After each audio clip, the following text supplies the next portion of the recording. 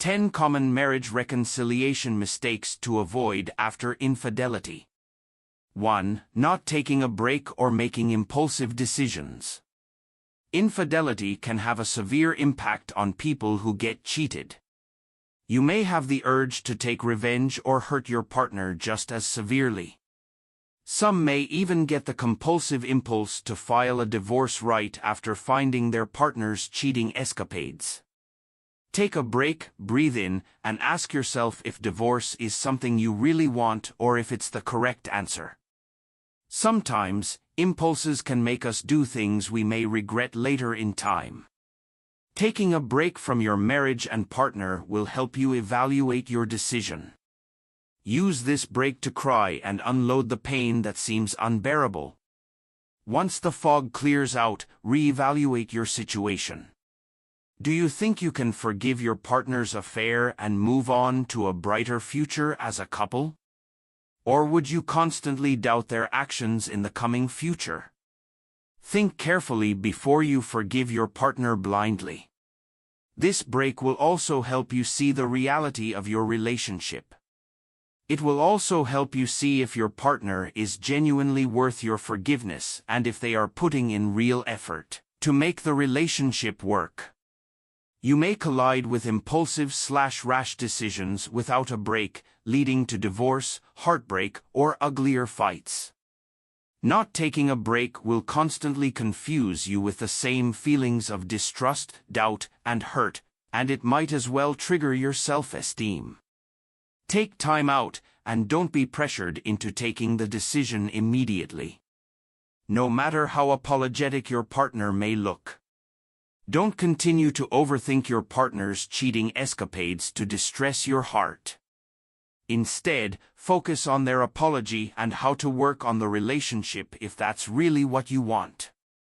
2. Blaming yourself. It's not you, it's them. One of the biggest mistakes individuals make after their partner's affair is blaming themselves for the wrongs their partner intentionally did. I wasn't good enough. I'm not good enough for them. It's my fault as a girlfriend/boyfriend/spouse that they cheated. I should have given them more love, time, and compassion. I should have listened to them obediently. And it gets more toxic at this rate. Darling, if your partner had issues in the relationship, they should have spoken about it. Cheating is never an excusable answer/solution to marital problems. So, you see, it's your partner's fault simply because they chose to cheat. Of course, your ongoing marriage might have many ups and downs. Or it might be breaking apart for all we know. Still, these issues must be discussed. There's a right way to resolve conflicts. Cheating is inexcusable. Please run as fast as you can if your partner somehow gaslights you into believing that it was somehow your fault too. It's toxic, manipulative, and a major red flag. You are not responsible for their mistakes or conscious choices, only they are. 3. Expecting a closure from your partner's illicit mister/mistress. They might not have known about your partner's marriage at all. For all we know, your partner's mister/mistress might have been in the same situation as you, being fed lies and constant gaslighting episodes. Even if they knew, there's no point in blaming a stranger and spoiling your tongue over them. It was your partner who intentionally chose to betray you, the other person couldn't care less. It can be compelling to put the blame on your love rival and prove your partner's innocence. But the truth is your partner is way more guilty than the third person involved. It can be very tempting to accuse and unload your anger on your partner's mister or mistress. Still, it wouldn't do much other than satisfy your wounded ego. Many individuals even go ahead and stalk their partner's other interests to get some sort of closure. They somewhere believe that threatening the other person would help them find some closure. But you'd never receive closure from a third person. In fact, nobody can give you any sort of closure other than your own spouse. Stalking, threatening, and verbally abusing your partner's Mr. or Mistress is one of the most common marriage reconciliation mistakes to avoid after infidelity. 4. Trusting too easily or accusing constantly. You can never restore a relationship or marriage on the foundation of accusations and persistent distrust. If you have chosen to forgive your partner, it's pointless to be stuck in the past. Instead, focus your energy on the new chapter of your relationship. Openly discuss the issues in the relationship.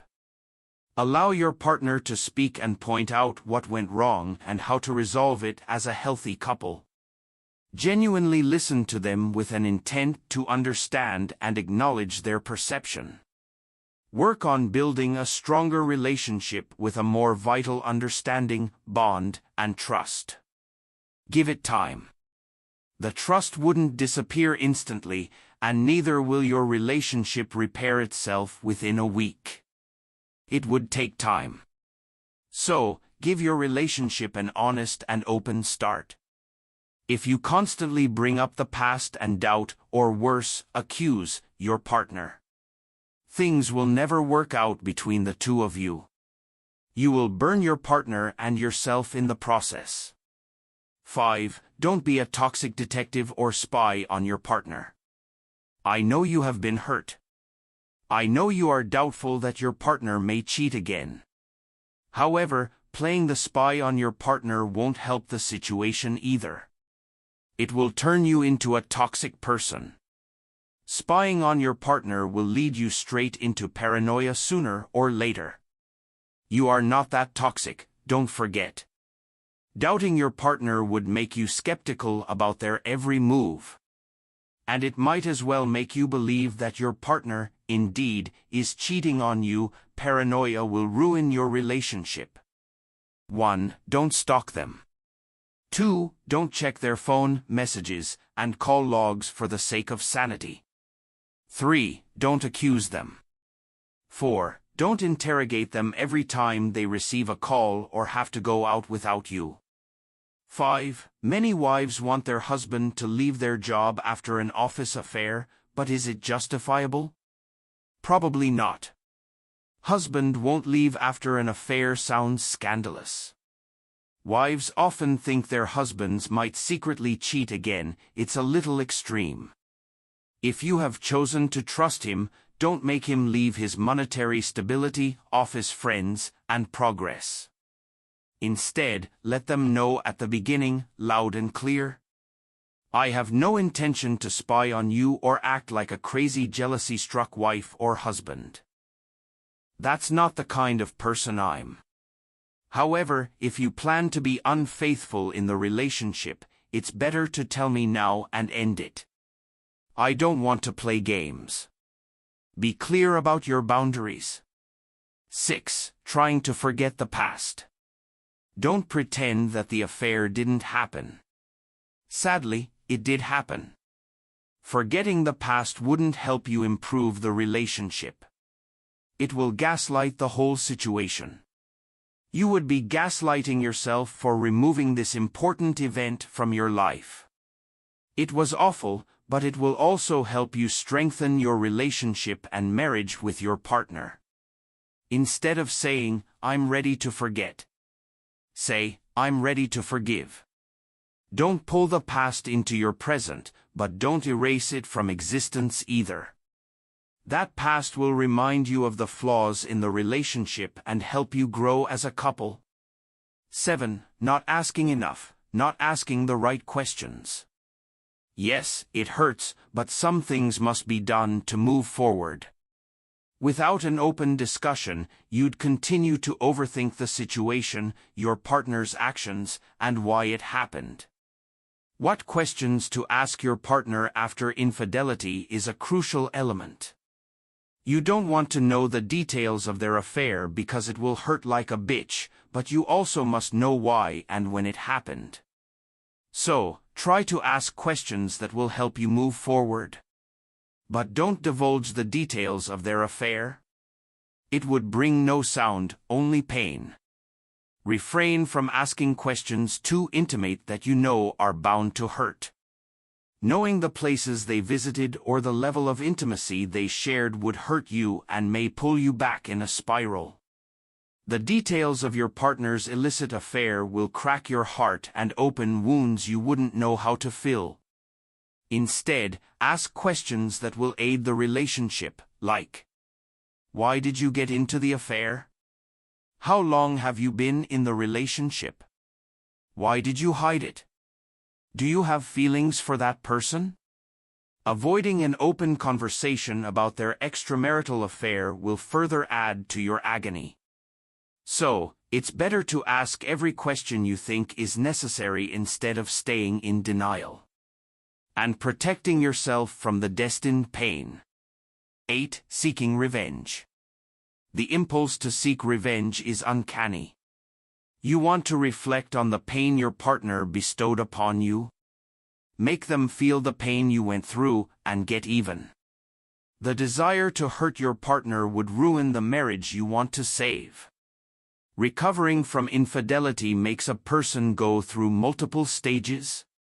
However, each stage is a hurdle in itself, making everything seem useless. You want to reflect your pain through anger, and it's pretty alright.